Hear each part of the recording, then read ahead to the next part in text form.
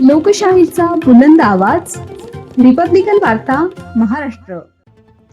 फुलंब्री शहरात बेशिस्त वाहनधारकांवर वाहतूक शाखेची कारवाई.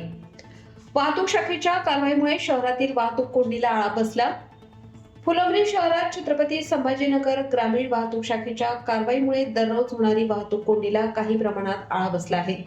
शहरातून छत्रपती संभाजीनगर, अजिंठा, जळगाव व ऐतिहासिक खुलताबाद, वेरूळकडे जाणाऱ्या महामार्गावर आणि टी पॉइंटवर दररोज बेशिस्तपणे वाहने उभी केल्याने होणारी वाहतूक कोंडी लक्षात घेऊन जिल्हा ग्रामीण वाहतूक शाखेच्या पोलिसांनी केलेल्या कारवाईमुळे काही प्रमाणात आळा बसला आहे.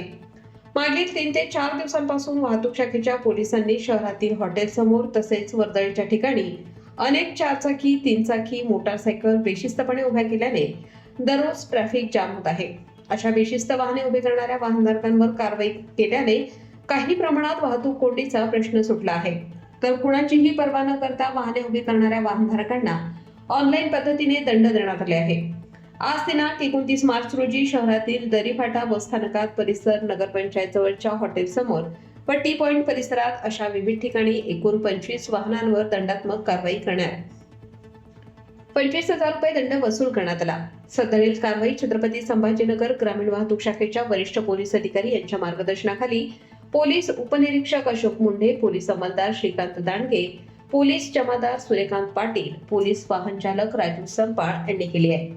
रिपब्लिकन वार्ता Maharashtra वृत्तवाहिनीसाठी Aurangabad Marathwada उपसंपादक Akbar Shah. Subscribe now and press the bell icon. Never miss an update.